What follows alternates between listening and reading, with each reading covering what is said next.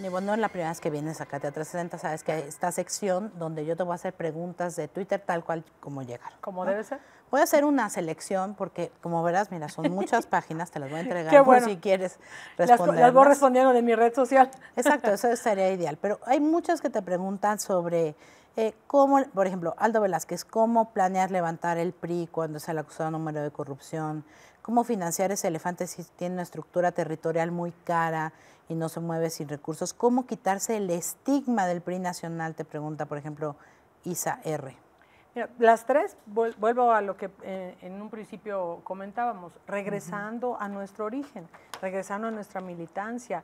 Muchas de las cosas que hoy son señaladas es porque algunos de los que tomaron, es decir, lo hizo el PRI, no lo hizo el PRI, lo hicieron algunas personas que estuvieron en el PRI y a los primeros que traicionaron fueron a los militantes. Pero sí hubo un silencio de parte del PRI, como pero no es el PRI en el que estamos nosotros ni el que queremos ser. Ok. Entonces, nosotros queremos ser un partido en el que le dé voz a los militantes y que después de que llegue una dirigencia electa democráticamente, esperemos, por las bases, entonces se convoque una asamblea en donde se definan los estatutos, el programa de acción y cuál es el PRI que queremos ser. Inclusive tenemos que definir temas en donde no se han querido como que tocar, a ver, ¿cuál es la postura del PRI respecto a matrimonio igualitario? ¿Cuál es la postura del PRI respecto al aborto? ¿Cuál es la postura del PRI respecto a la legalización de la marihuana? Y muchos temas más que pareciera que el PRI como que anda en medio y no quiere hacer. A ver, ¿cuál es su postura con respecto a matrimonio igualitario? No sería la mía, sería la del partido. No, la pero bueno, la mía voté, no sé si recuerdas en la Cámara de Diputados, voté a favor del matrimonio igualitario, a pesar de que teníamos la instrucción del partido de que se votara en contra. Es un derecho humano, pero como partido no sería lo que piensa Ivonne Ortega. No, claro, pero está bien saber qué opinas tú. Es un derecho humano, es un derecho a decidir si te quieres casar con una mujer, te quieres casar con un hombre, te quieres casar o no te quieres casar. ¿Y la interrupción del embarazo? Igual, es una decisión de la mujer, no sabemos en qué condiciones está para tomar esa decisión. Si me dijeras a mí, pues yo no la tomaría. Pero hay mujeres que tienen que tomar esa decisión porque no les queda de otra y no podemos Yucatán, arriesgarles. Por cierto, es quien más causales tiene. No podemos arriesgarles la vida pues en condiciones insalubres, mejor garantizar las condiciones con la regularización que tenemos respecto a 3 meses, creo que está aquí en la Ciudad de México, pero hay que entrarle esos temas, no podemos hacer esos temas tabú, hacernos como que no sabemos o estamos como en que medio, la Virgen les habla. No se puede. En más de un sentido. Bueno, mira, sobre lo que decíamos un poco antes de regresar a los orígenes o a las bases, ¿no?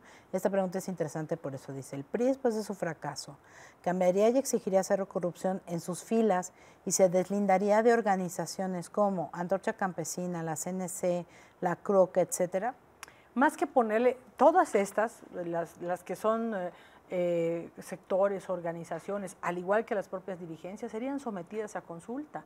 Entonces los dirigentes... ¿Tú ves un PRI sin sus 4 históricos sectores? Son 4, ¿verdad? ¿Sí? No, son 6. 6. Sectores y organizaciones son 6. Y hay movimientos, y hay afiliaciones, hay diferentes pronunciamientos, digamos, dentro del propio partido. Todos serían a consulta, porque muchas de las veces no es la propia estructura, sino es el dirigente. O la forma. Por ejemplo, la CTM tiene muchos años en que el mecanismo de elegir a sus dirigentes dentro de la propia organización y hoy es en la que estamos. Sí, creo que tienen un mínimo de edad que no, que tienes que tener 60 en adelante, ¿no? O más. O más. O más. Entonces creo que vale la pena traerle a los líderes sindicales jóvenes, o aunque no sean jóvenes, pero con el ímpetu de esta Sí hablas de cambio generacional en tus 10 puntos. También. Y te voy a decir, particularmente hablo a una generación en específico, a la de 25 a 38 años. El viejo PRI, pues hoy está en el gobierno. El nuevo PRI... ¿En el gobierno actual, claro, dices tú? Pues revisa cuál es el origen de todos, del propio presidente. Eran militantes de nuestro partido. El viejo PRI está en el gobierno. El nuevo PRI está en unos casos juzgado, en otros cuestionado. Entonces, esta generación de 25 a 38 años, ¿en dónde está? Si quiere estar representada, o le pasamos esta generación, la mía, por encima, o la que viene la rebasa, o ellos pelean su espacio para esta generación, de entre 25 y 38 años. Hay un chiste, Ivonne, te lo voy a contar, a ver qué te parece.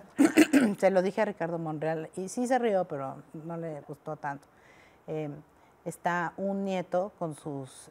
más bien un abuelo con sus nietos y los nietos le dicen, vamos a ir al súper, y dice, van a ir a, no sé, una empresa que ya tronó, dijo, no, ahora se llama de esta manera. Entonces el abuelo les dice, ay, ustedes le dicen Morena al PRI, yo no les digo nada. ¿Te parece? Pues bueno, te dije ahorita, ¿no? El viejo PRI está en el gobierno, ¿no? Ok.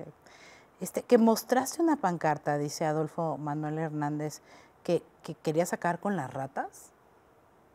Porque dice, ¿cómo piensa acabar con las ratas según una pancarta que mostró? Yo no te vi. Seguramente puede ser un fake, ¿no? Okay. No está. Bueno, sí, sería bueno que mandar la foto a ver si es un fake, ¿no? Sí, manda la foto a Adolfo Manuel Hernández, porque en estos tiempos de fake news, ¿no?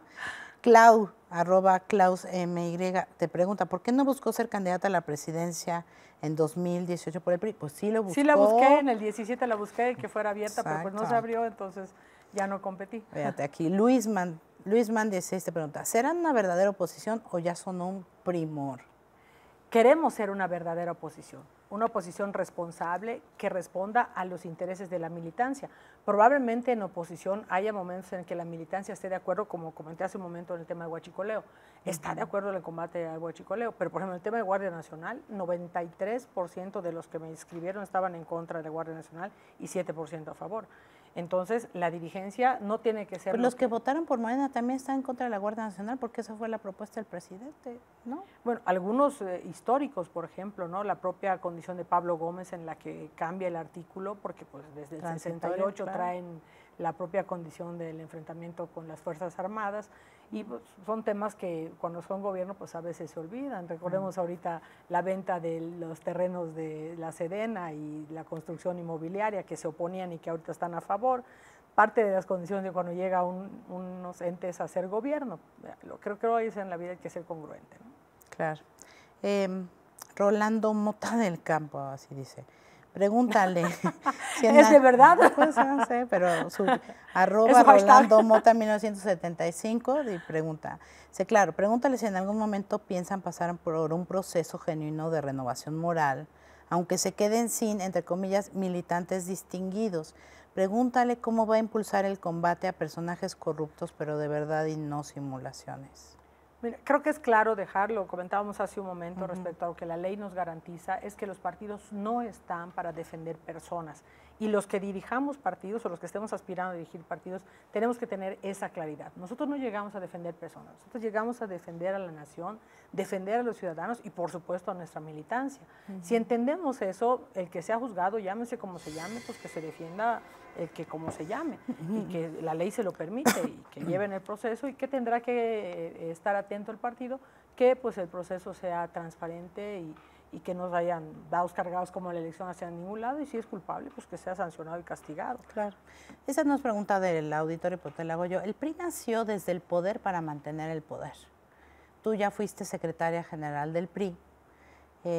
Durante los 2 sexenios que el PRI estuvo fuera de la presidencia, sí hubo como problema, porque estaban acostumbrados, o el ADN del PRI viejo, si quieres, está acostumbrado a que pues el presidente era el primer priista y en muchos sentidos mandaba, pues hasta quién era el dirigente, la verdad, y qué se hacía y qué no se hacía. Quiero aprovechar esto que señalas de la Secretaría General, bueno, un speech mío, porque hay quienes están diciendo que puedo hacer fórmula para ser Secretaria General. Y aquí quiero dejar muy claro y aprovechar la Katia 360 grados, que uno, anímicamente no quiero ser Secretaria General, quiero ser Presidenta. Y estatutariamente no puedo ser Secretaria General, no, porque ya fui electa.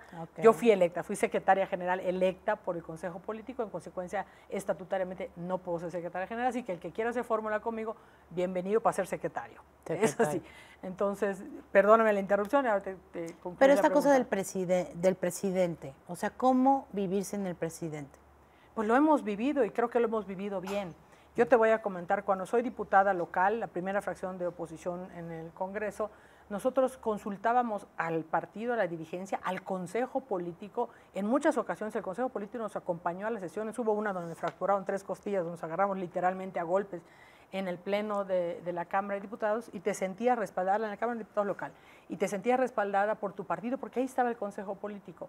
Hoy vuelvo, a través de las redes sociales y la tecnología que ya tenemos, podemos tener los dirigentes la oportunidad de poder consultar hacia dónde quieren los militantes que podamos llevar las causas del país, si están de acuerdo, si no están de acuerdo, si es algo que se debe debatir con mucha mayor profundidad, si tienen que llevarse a especialistas, a consulta. A este gobierno le gusta consultar, entonces pudiéramos hacer, por ejemplo, Guardia Nacional, someterlo a consulta para ver qué opinan los ciudadanos respecto a Guardia Nacional, ¿no? Ok.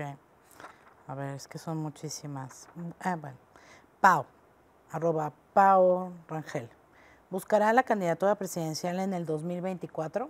No, ahorita lo que estoy buscando es la dirigencia de mi partido, reconstruirlo para poder hacer un partido de oposición que tenga condiciones de poder ganar la elección. Ahorita tenemos, ya no sé, me tocaría como presidenta del partido en la del 19, hay 6 elecciones.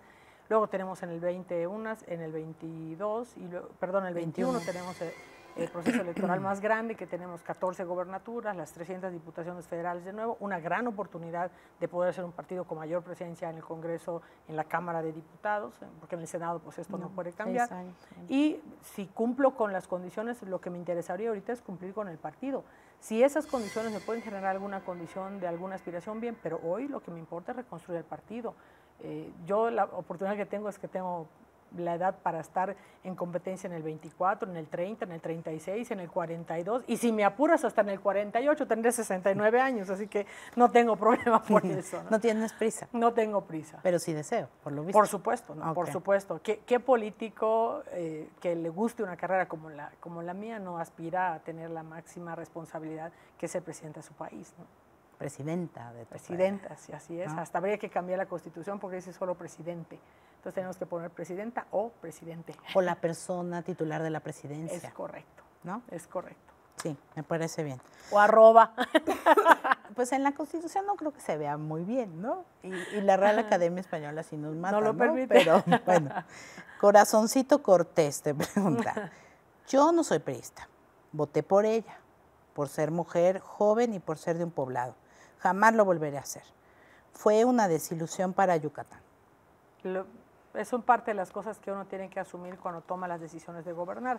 Cuando gobiernas y tomas decisiones no necesariamente le cae bien a todos, y a veces hasta los que votaron por ti se sienten traicionados. Lamento mucho en el caso de Corazoncito, ojalá pueda volver a confiar en mí, darme la oportunidad de llenar la expectativa que tenían. Okay. Fernando Pinzón te pregunta, ¿puedes preguntarle si el Tren Bala de Yucatán ya está listo? No, perdón. Luego de estudios de más de 1,000 millones de pesos se concluyó que no era viable. Al contrario, es viable, tan es viable que está en el proyecto del actual presidente, en el proceso anterior. El Tren Maya. El tren transpeninsular en ese entonces, el proyecto que nosotros teníamos, es aprobado por el gobierno de Calderón. Es como la única parte que sí está viable. Y con estudios de factibilidad. Ese recurso que dicen, por cierto, no es dinero del Estado, es dinero del BID, pagado por el Banco Interamericano de Desarrollo, en donde nosotros hicimos un acuerdo para que veamos si era viable, si era rentable, si era realizable. Tan es viable y realizable que lo aprueba el gobierno de Calderón, el presidente Peña lo anuncia en su toma de protesta, lo ratifica en su segundo informe, viene la devaluación del precio del petróleo y son de los proyectos que se sacrifican por la devaluación del precio del petróleo, y ahorita tenemos el Tren Maya que está anunciando el presidente actual. ¿Por qué? Porque es una necesidad, no es una ocurrencia, es una necesidad. El reto de México es la conectividad de nuestro país. Si tú eres un turista español y quieres venir a México y piensas visitar las ballenas de Baja California y Chichén Itzá, o tienes mucho dinero o tienes mucho tiempo, porque tienes 5,000 kilómetros de diferencia. Entonces, el reto para nuestro país es la conectividad. Lo que me correspondía a mí como gobernante, pues era acercar la conectividad de mi estado. ¿Cómo? A través del tren rápido transpeninsular. O sea que tú crees en el Tren Maya, por supuesto, en el proyecto. Por supuesto que sí, y en la conectividad del país. Ojalá fuera todo el país conectado por tren como está Europa y diferentes partes del mundo, Asia y muchas partes del mundo que están en desarrollo. Y luego, a ver, Álvaro Llanes de Dios, @Álvaro204E. Pregúntale qué pasó con la cámara hiperbárica que se compró con cargo a la Secretaría de Salud para su uso personal. Dije, ¿cómo?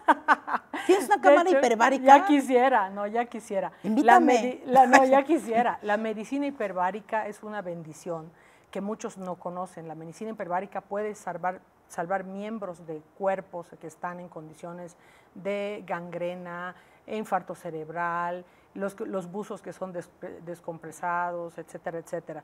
Y nosotros hicimos una cámara, por cierto, el recurso no es de la Secretaría de Salud, el recurso es de Banorte, que inclusive interpusieron una denuncia, que ahí está, en donde la quisieron vender y pasarla a un proyecto de la Marina. Es la cámara hiperbárica más grande de Latinoamérica, tiene 16 espacios para generar diferentes condiciones de tratamiento, y una de las cosas decían era que las quería yo hacer por un tema de belleza.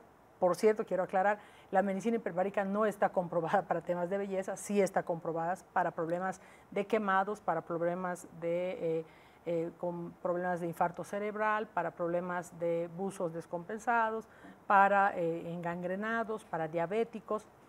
Para eso sí entonces está comprobado. Está en una clínica en Yucatán. Está en una clínica pública, está en el ORAM, en el hospital más importante que tiene, pero lamentablemente no se ha terminado. No es dinero de la Secretaría de Salud, es dinero de Banorte, en el que se invirtió, que en ese momento don Roberto, que todavía vivía, pues con su fundación, aportó para que se pudiera hacer la cámara hiperbárica, que lamentablemente no se terminó. ¿No se terminó? No se ha terminado. Entonces no está funcionando. No está funcionando. ¡Qué tristeza! Así se invirtió tanto y no... Imagínate cómo me puedo sentir si es algo en lo que permitía salvar vidas, salvar calidad de vida. El que pueda salvar una mano, una pierna, claro, un dedo, es calidad de vida. Pero pues bueno, cada gobierno decide sus prioridades y esa no fue su prioridad del gobierno anterior. Ojalá que en este sí. Ahí está, pueden ir a visitarla, ahí está, inclusive impacta el tamaño, se tuvieron que hacer especificaciones claras para que pueda entrar la cámara hiperbárica, etcétera, pero ahí está, en el Hospital Orán puede ser visitada. O sea, depende de Mauricio Vila. Así es, ojalá pueda retomar el proyecto. Y Naota Nandava, pregúntale por los cuantiosos terrenos que puso a nombre de uno de sus sobrinos y si piensa transparentar su condominio en Londres. ¿Tienes un condominio en Londres? No, hombre. ¿No? De veras que... ¿En Hyde Park, no, ahí, junto a la reina? ¿O ya quisiera. Estoy estudiando un doctorado en la Complutense de Madrid, apliqué para el doctorado y una de las cosas que te piden es que tienes que pues, ampliar tus condiciones de idioma, de conocimiento en política pública, que es la maestría que estudié en la Flaxo, y tenía unos conocidos en Londres que me dieron la oportunidad de hospedarme 2 meses y le tomaron una foto a mi hijo, por cierto, ahí, que fue publicitada, en el que yo estaba viviendo en Londres, ¿no? Fui a estudiar en particular un tema que tiene que ver con la maestría. Hoy estoy estudiando semipresencial en la Complutense, tengo que estar 3 semanas cada 6 meses el doctorado. Y como pues, las personas que participamos en política somos sujetas a que se puedan cuestionar, no tengo absolutamente ninguna propiedad en Londres, ya quisiera tener una propiedad, aunque sea chiquita en Londres, no la tengo. ¿En Madrid tampoco? Menos, no, ya quisiera. Yo tengo mi casa que les invito a visitar en Semul, ahí es donde tengo mi domicilio, tengo una casa chiquita en la ciudad de Mérida, pero que vivo en Semul, siendo gobernadora seguía viviendo en mi pueblo. Creo que uno tiene que estar en su origen, si pierde su origen, pierde su piso, pierde su ladrillo y en consecuencia pierde su origen, ¿no? ¿Y sigues teniendo tu negocio de porcicultura? Por supuesto, ese es el más importante, el que tengo de porcicultura. Exportamos carne a Asia, no solo yo, sino diferentes empresarios. ¿Cuántos? Yucatecos. ¿Cuántos marranos, se dice, tienes? Bueno, los tengo en sociedad. Los tengo en sociedad, que por cierto es alguien que compitió conmigo en la interna de la Diputación Federal y que estuvimos después de la competencia. ¿Qué? Su hijo, Carlos Castillo se llama, el que compitió conmigo, su hijo fue mi suplente en la Diputación Federal y terminamos siendo socios. Él es el que trabaja, yo soy la que gasta el dinero. Oye, es una gran sociedad. Yo quiero una así. Yo también. Por un saludo a don Carlos. Bueno, ahorita no he revisado números, pero tenemos que más o menos, lo que pasa es que es por vientres y es por números, pero más o menos como, ahorita debemos andar como entre 7 y 9 mil vientres. O sea que tú no necesitas a la política para vivir. Pero no o sea, de recibir dinero. Yo no creo que a la política se debe de meter uno para recibir dinero. A la política uno se tiene que meter para cambiar las cosas. Eso es lo que me permitió meterme a mí. Yo vendía carne en el mercado y un drenaje que no sé si es lo que me hizo meterme en la política. Y lo que me sigue motivando hoy es que veo al México real. Estoy en la alcantarilla, me meto a los mercados, con cuidados en algunas zonas. Por ejemplo, el 24 de diciembre del año pasado lo pasé en La Lagunilla y es un submundo en donde tienen que trabajar el papá y la mamá y están los niños ahí. Una maestra que me hizo el favor de invitarme a acompañarlos es la que hace el favor de darles estudios a los niños porque ni siquiera están reconocidos para que aprendan a leer, para que aprendan a escribir. Ayer estuve en Chapultepec y es otro submundo en donde todos están buscando pues para sacar adelante y tienen a sus hijos vendiendo chicharrones y ellos los tienen allá cuidando, que por cierto hay un tema de moda en este momento, una decisión respecto al retiro del apoyo a las guarderías. Yo dejo a mi hijo en una guardería, bueno, ahora ya va a pasar al kinder, y si no estuviera esa guardería, pues no tengo abuela que lo cuide, mi mamá falleció hace unos meses, entonces, y no vivía aquí que tampoco. No me queda claro por qué las abuelas tendrían que hacerlo tampoco. Que también por qué las abuelas tendrían que hacerlo, ¿no? Entonces, creo que son temas que se tienen que analizar a profundidad y ver de verdad la oportunidad que le estás quitando a tu hijo, porque el hecho de que pueda ir a una guardería le da condiciones de socializar, de tener nutriólogo, de tener psicólogos, de que te puedan señalar condiciones. Bueno, tú eres mamá, Katia, sabes de las condiciones de la importancia que puede tener. Claro. Además, en el caso de niños con discapacidad no es tan sencillo. Ese es otro tema, todavía más de admirarse en el caso de la lucha de las mamás, ¿no? De los papás y en tu caso particular y como el mío, que son mamás solteras, pues de las mamás, ¿no? Pues sí. En el caso de las mamás que tienen hijos con discapacidad, pues sí somos más mamás que papás. Claro. Por estadística. Por supuesto. Entonces, tenemos que entender esta condición en la que estamos viviendo y hablar de la realidad. O sea, por ejemplo, 1,600 pesos, pues se reconoce el esfuerzo que quiera hacer el gobierno, pero pues por 1,600 pesos, ¿quién te puede cuidar a tu hijo? Difícilmente creo que haya alguien por 1,600 pesos que cuidar a tu hijo, ¿no? Si no se corresponsabiliza el Estado, sí, es difícil. Así es. Gracias, Ivonne. Te hago entrega de tus preguntas. Bueno, ahora les contesto a todos los demás. Gracias. Muchas gracias, Ivonne. Gracias.